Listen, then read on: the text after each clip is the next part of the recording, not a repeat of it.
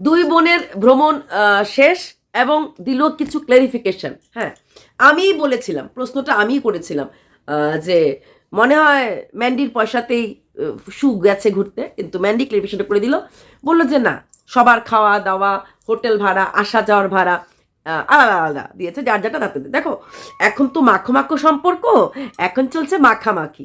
যখন হবে লাঠালাঠি, তখন দুধটা দুধ, পানিটা পানি আসবে। এরকম আমরা দেখেছিলাম যখন ফারিয়ার সাথে দীঘাতে গেছিল, বাবা সব ভালো সব ভালো সব ভালো, তারপর তো শুনলাম ফারিয়া নাকি ক্লিপ চোর, ফারিয়া মাতাল, ফারিয়া বমি করে, ফারিয়া দেখতে অনেক লম্বা মোটা তাগড়া ফিগার। না না না, ফারিয়ার প্রতি আমার প্রেম উতলুটে নাই, আমি ফারিয়াকে কোনো দিনই ভালোবাসিনি, কোনো দিনই না। হ্যাঁ, ফারিয়া মাতলবি, ফারিয়া ম্যান্ডিকে ইউজ করার জন্য কাছে গেছিল, ফারিয়া নোংরামিকে সাপোর্ট করেছে, ফারিয়ার মা মিথ্যেবাদী, ফারিয়া ধর্ম নিয়ে খেলা করে। আমি আমার পয়েন্ট অফ ভিউ থেকে কোনো দিনও নড়ি না, স্ট্যান্ড পয়েন্ট থেকে এখনও নড়বো না। সবচেয়ে বড় কথা, ফারিয়ার সাথে যদি ম্যান্ডির এই ঝগড়াটা না হতো বা এই মনোমালিন্যটা না হতো, প্যাশন উইথ এপি হেরে যেত। 2023-এ বলেছিলাম, যেদিন ম্যান্ডি তোকে ফারিয়া লাথি মারবে সেদিন আমাকে মনে করবি। 2023-এর কথা, ইয়েস, ডিক্লেয়ার দিয়েছিলাম।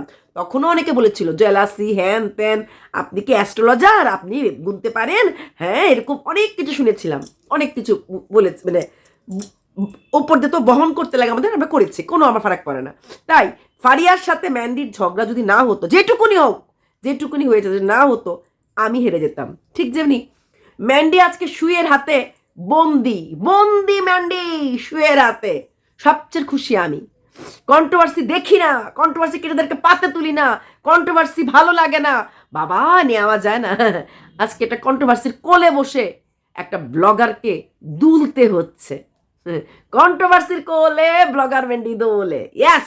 বনু ডাকারা লোক পেল না, কেন ভাড়া করতে লেগেছে, কেন ভাড়া করতে লেগেছে? আপনারা যারা বলছেন আমাদের জ্বলন, আমার তো অ্যাটলিস্ট জ্বলন হয় না। ভিকারির থালের মধ্যে 25,000 টাকা নোট দেখলেও আমার জ্বলনে হবে না, কারণ ভিকারি ভিকারি হয়। আমি একটা শুয়ের কথা বলছি, ম্যান্ডির কথা নিশ্চয়ই না। ম্যান্ডি আমাকে 5 বার কিনতে পারবে, 5 বার বিক্রি করতে, এতটা পয়সা আমার থেকে বেশি ম্যান্ডির আছে। যা নেই নেই, যার নেই না, তাহলে শুয়ের কি আমার থেকে পয়সা কম আছে? নিশ্চয়ই না, নিশ্চয়ই না।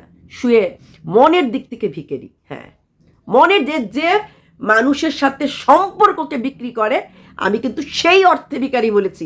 ডোন্ট মিস ইন্টারপ্রেট, কথাটার অন্যরকম মিনিং নেবেন না। যে সম্পর্ক বিক্রি করে, যে ইমোশনকে বিক্রি করে, আমি সেই অর্থে বিক্রি বলেছি। যে নিজের লোকদের কথা অটো রেকর্ডিং আছে বলে রেকর্ড করে, শুয়ের ফোনে সব কিছু রেকর্ড হয়, সেটাকে বলেছি। সম্পর্ক বিক্রির জিনিস হয় না। ওই গিফট অনলাইনেই দেখাতে লাগে, কেন কেন গিফট দিলেই অনলাইনে দেখাতে লাগে? ওই দেবলীনা নন্দীর মতো অবস্থা, তাই না? এই নাও পেন, এই নাও বেল্ট, এই নাও, কেন?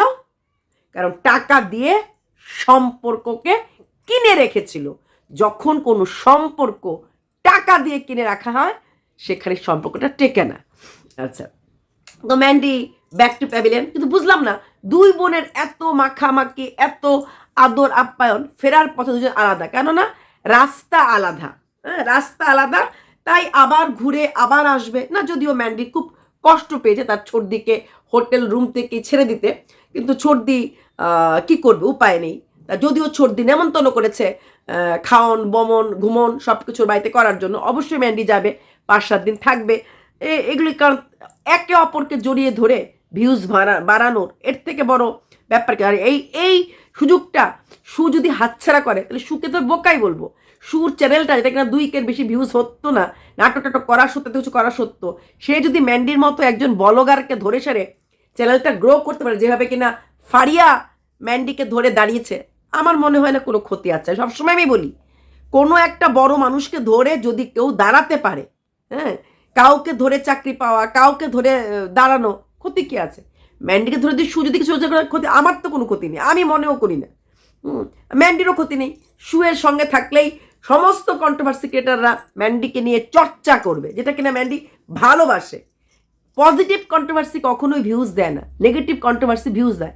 শুয়ের সাথে মিলন, ম্যান্ডির কমেন্ট বক্সে শুধুমাত্র নেগেটিভ কমেন্টে বেশি ভর্তি, কারণ প্রত্যেকটি মানুষের একটা একটাই কথা, কারণ আমরা যারা সুকে পার্সোনালি চিনি, আমরা জানি ও কি জিনিস। ইচ অ্যান্ড এভরিওয়ান আমরা সুকে চিনি। সু এমন একটা মেয়ে যে কোনো রকম ঘেন্না পেটা জিনিসটা নেই। যেই রিম্পা দিনের পর দিন ওকে নিয়ে ভিডিও করেছে, এখনো করছে, সেই রিম্পাকেই তো ভিডিও কল করেছিল। যেই সীমাকে কি না বলেছে সু, যা মুখেতে, সেই সীমার বাড়িতে নিজে যেতে চেয়েছে, তাও কি থ্রু রিম্পা। স্বার্থের জন্য একটা মহিলা কত দূর যেতে পারে সুকে না দেখলে বোঝা যায় না। তাই সেই সু ম্যান্ডিকে ভালোবাসে, গলা পর্যন্ত গঙ্গা জলে দাঁড়িয়ে যদি বলে বিশ্বাস করবো না। সীমাকে নিয়ে কি নোংরার থেকে নোংরা ভিডিও করেছে এবং বলেছে আই তোরে করলাম ব্লক, তোকে কোনোদিন দেখতে পারি না, ছাড়। সেই সীমার বাড়িতে যাওয়ার জন্য রিম্পাকে তেল মেরেছে। ভাবা যায় কে সেই সীমা? সীমা যাকে সারা দিন রাত ওকে ধুয়েছে। ও হচ্ছে এই ধরনের মানুষ। কারণ সীমার সাবস্ক্রাইবার বেশি, ওখানে গেলে কিছুটা হলেও প্রফিট হবে, কিছুটা হলো কয়েকটা ভিডিও লোকে দেখবে। তাই এমন একটা মানুষ, সে তার স্বার্থের জন্য যে কোনো জায়গায় যেতে পারে, যে কোনো জায়গা। আবার যেই পৃষ্ঠা পাল্টিয়ে যায়, আবার দেখো এখন রিম্পাকে অন্য নামে ডাকছে, অন্য নামে বলছে, বেশিক্ষণ সময় লাগে না, পৃষ্ঠাটা পাল্টাতে সময় লাগে না, ফোন করে প্রেমালাপ করতে সময় লাগে না, ভিডিও কলে প্রথম কথা হয়ে গেছিল রিম্পার সাথে। আবার কেননা রিম্পাকে হাতে রাখলে সীমার কাছে আসতে পারবে, থ্রু রিম্পা সীমার বাড়িতে আসবে, এরকম একটা প্ল্যানিং ছিল। তো সীমা গ্র্যান্ট করেনি, করলে চলেই আসতো। আবার ভবিষ্যতে করতেও পারে, সেটা কোনো কথা না। কিন্তু কথা হচ্ছে মেরুদণ্ডহীন যেটা বলে, শীতদিরাহীন, সেটা হচ্ছে সু। তো এখানে শুয়ের মেরুদণ্ড কখনোই আমি দেখতে পাইনি। হ্যাঁ, সবচেয়ে ভালো লেগেছে যখন ও গিন্নির গোয়েন্দারিকে বলেছিল এই লজ্জা লাগে না ম্যান্ডির নামে ভিডিও করবি, ম্যান্ডির উকিলের টাকাটা ম্যান্ডির কাছ থেকে নিবি। ও ভেবেছিল গিন্নির গোয়েন্দাগিরি ও কন্ট্রোভার্সি ছেড়ে দিয়েছে, ওর উত্তরটা দেবে না, কিন্তু কি সুন্দর দিল। গিন্নির গোয়েন্দাগিরির মান সম্মানটা এতটাই বেশি, ম্যান্ডির কেস করার পর ও আর কন্ট্রোভার্সি চ্যানেলে একটা চ্যানেলকেও বসিয়ে রেখেছে, বলেই দিয়েছে বাড়ির বউ ভালো লাগে না। তো সে সেটা করেনি। আর সে গিন্নির গোয়েন্দা বলছে এই লজ্জা লাগে না, 1000 টাকা নিয়েছিল ও নিজে, ম্যান্ডির নামে কেস খেয়ে, ম্যান্ডির কাছে কেস খেয়ে নিজে 2000 টাকা, 2000, যে 2000 টাকা নিয়েছে সে 1000 টাকা লোককে বলছে এই টাকা নিয়েছিস কেন? এইরকম কথাবার্তা। একজন বলছে পম নামটা আমি দিয়েছি, অথচ 2023-এ যখন কিনা শুয়ের এবং ম্যান্ডি দুজনেরই খুব মাখো চলছিল ফারিয়ার সাথে, তখন বিয়েটা দুটো জাস্ট প্রথম পরিচয়, তখনই পম দিয়েছি, এবং তখনই সে নামটা মোটামুটি ওয়াইটিতে পম আর ফারিয়া ফেমাস। তো ও কথা পাল্টাতে, ইমোশন বিক্রি করতে, কথা বুঝাতে পারলাম আমি বাবা ভীষণ অনেস্ট মানুষ বলে ডিসঅনেস্টির চূড়ান্ত পর্যায়ে ওর মতো কেউ পারে না, শুয়ের মতো কেউ পারে না। তার জন্য আমার খুব খুশি যে ম্যান্ডির ঘাটটা শুয়ের কাছে গিরভি আছে, হ্যাঁ, মর্টগেজ দিয়ে রেখেছে, বন্ধক। এখন ম্যান্ডি হচ্ছে শুয়ের হাতের বন্ধক, এটাই আমার খুশির কারণ। প্রত্যেকটা অনুষ্ঠানে এখন ম্যান্ডি বাধ্য ওকে গিফট দিতে, টাকা খরচ করতে। দেখলে হবে খরচা আছে, পুষলে হবে দিতে হবে। ইয়েস, এটাই হচ্ছে শুয়ের ফ্রেম। অবশ্যই বলছি না যাবো, ভিডিও কল করব, কথা বলবো। শু কারোর সাথে অকারণে টাইম ওয়েস্ট করার মতো গল্প করে না। যেখানে ওর প্রয়োজন নেই সেখানে, ও যে বলে না আমার অত সময় নেই বাবা কারোর সাথে, এক্স্যাক্টলি ও কারোর সাথে গল্প করে না, কোনো সময় একটা সেকেন্ড সময়ও নষ্ট করে না যেখানে মানি ল্যান্ডিং কিছু না থাকে, যেখানে পয়সা নেই, যেখানে টাকা পয়সা নেই, যেখানে কোনো ইসে নেই। আমরা যেমন কেমন আছো, কি খাচ্ছ বলে লোকের খবর নেই, তো দরকার নেই শুয়ে। মিঠুদির দরকার আছে কুকুরটা পালার জন্য, মিঠুদি যখন যেখানে যতটুকুন প্রয়োজনহীনভাবে কারোর সাথে মেলামেশা করা প্রশ্নই আসে না। আর জীবনের এখন এত প্রান্তে এসে, প্রায় 12 বছর ম্যারিড লাইফের পরে এসে বুঝতে পেরেছে যে ও জীবনে পুরোটাই শূন্যতেই চলে গেছে। যেরকম এতদিন পরে ম্যারি কমের মতো একজন প্লেয়ার বলতে পেরেছে আমার বর কিচ্ছু করে না, হাউস ওয়াইফ হওয়াটা যদি কোনো ভুল না হয়, তাহলে হাউস হাজব্যান্ড হওয়াটা ভুল না। দীর্ঘ 20 বছর পরে বুঝতে পেরেছে সে আমার হাজব্যান্ড কিছু করে না। কারণ একটাই, দীর্ঘ প্রথম 10 বছর বিয়ের, ম্যারি কমের 2-3টে বাচ্চা আছে, তারপরে ওর খেলার ময়দানে ছিল, তারপর ধীরে ধীরে বিজনেস করতে গেছে, ধীরে ধীরে বুঝতে পেরেছে what I gain, what I loss. এই হোয়াট আই গেইন আর হোয়াট আই লস্ট বুঝতে গিয়ে দেখেছে দীর্ঘ 20 বছর পরে এখন ডিভোর্স। যদিও তার হাজবেন্ড বলেছে ম্যারিকমের অন্য কোনো জায়গাতে রিলেশন আছে, রিলেশন আছে সেটা বলেছে, যদিও ম্যারিকম সেটা স্বীকার করেনি। হতেই পারে রিলেশন, ব্যবসা, নতুন বিজনেস শুরু করেছে, আছে কি নাই আমি জানি না, আমি টর্চ লাইটে দেখতে যাইনি, আমি সেটা বলতে পারবো না। বাট এই যে 20 বছর পরে একটা শিক্ষা, তাই সু দীর্ঘ 12 বছর ম্যারিড লাইফ পরে সে যখন তার সহ ক্রিয়েটারদেরকে দেখলো, প্রত্যেকটি ক্রিয়েটার, কি ছেলে কি মেয়ে, কন্ট্রোভার্সি ক্রিয়েটারদেরকে দেখলো এবং দেখলো এরা অনেকেরই কিছু নেই। আজকেও শিল্পীকে অনেক কিছু বলে, শিল্পীর বর খড়গপুরের রেল স্টেশনের বিরাট বড় পোস্টে আছে, যাদবপুর ইউনিভার্সিটির ইঞ্জিনিয়ারিং পড়েছে। যাদবপুর ইউনিভার্সিটি শুনলেই আমরা বুঝি কতটা ভালো স্টুডেন্ট। ওর শ্বশুর চাকরি করতো আইবিতে। কি আছে শিল্পীর বাপের বাড়ির? কিছু নেই, শিল্পীর রংটা সুন্দর, বাস that is the only quality and qualification. 12 pass তো ঘরে ঘরে হয়। তো সেখানে প্রত্যেকটি মানুষ A to Z পুরো সহ, নতুন চ্যানেল খুলেছে 2K 3K, সাজানো অপু, ডিম্পি লাইফস্টাইল, না ডিম্পি লাইফস্টাইল অনেক বড় চ্যানেল, তো এরকম প্রত্যেকের সব আছে। মাসির বাড়ি, পিসির বাড়ি, না ওদের যেহেতু ব্লগ আছে, ওরা যেহেতু বলে ভিডিও করতে গিয়ে, প্রত্যেকের আছে। তার কিছু আছে? তার তো মাই নেই, মাসি পিসি তো দূর কি বাদ, মা নেই, শাশুড়ি নেই, শ্বশুর নেই। নিজেই বলেছে বিয়ের পর থেকেই শাশুড়ির সাথে ঝগড়া।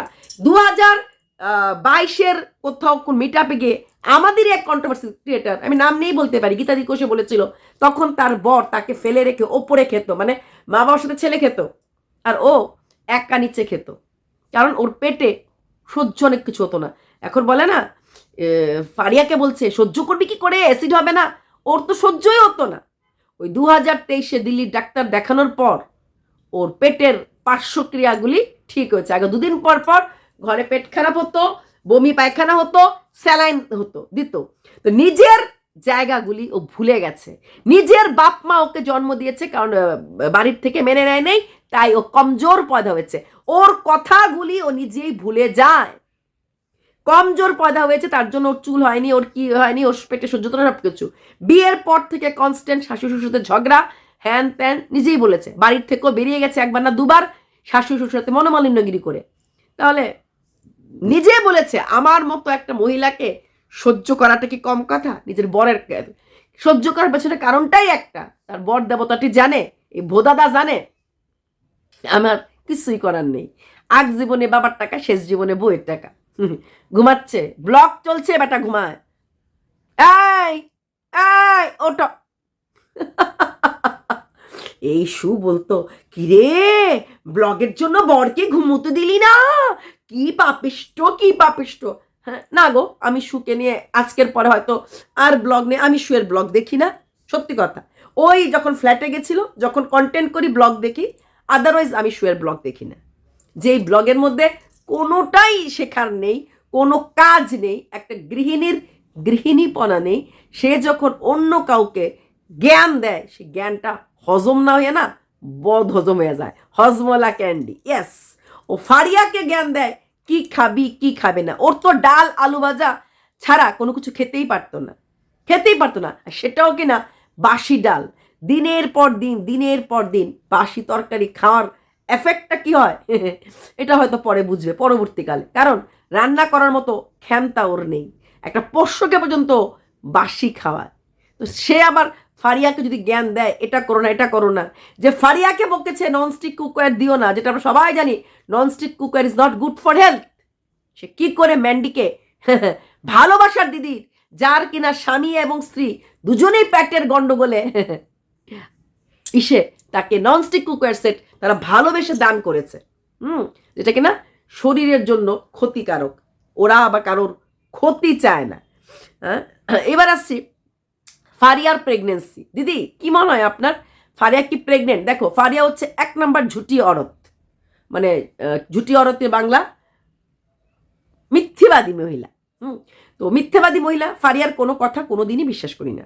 প্রথম কথা, ফারিয়া প্রথমে বলছিল তোমাদের বলতে পারছি না। এর আগেও বিয়ের ইমিডিয়েট পরও পেট দেখে একটা রিলস করেছিল, তখন সবাই বলেছিল প্রেগনেন্ট। অথচ ফারিয়ার পিসিওডির প্রবলেম আছে, পিসিওএস পিসিওএস, পলিসিস্টিক ওভারি কি একটা আছে বোধ এরকম রোগ, পিসিওএস, হ্যাঁ পিসিওডি পিসিওএস। তো যাই হোক ওরকম কিছুটা আছে, পিসিওডি পিসিওএস, হ্যাঁ ওডিওএস, এরকম কোনো প্রবলেম একটা আছে। তো এইসব থাকলে পরে নাকি প্রেগনেন্সি দেরিতে হয়। তো আমার এত আইডিয়া নেই, শুধু আমি মেডিকেল টার্মস নিয়ে কথা বলবো না, যেটুকু নেই সেটুকু নেই।